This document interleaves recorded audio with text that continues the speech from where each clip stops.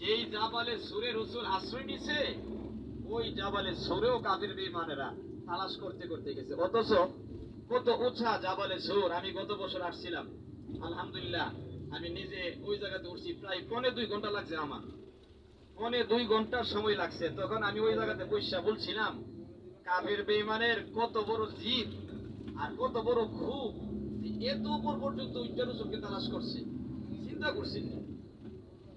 এবার রাসূল সাল্লাল্লাহু আলাইহি সাল্লামের সাথে হযরত আবু বকর সিদ্দিক রাদিয়াল্লাহু তাআলা আনহু তিনি দেখতেছেন যে কিভাবে যে কাফির বেঈমান এই জায়গাতে আসছে।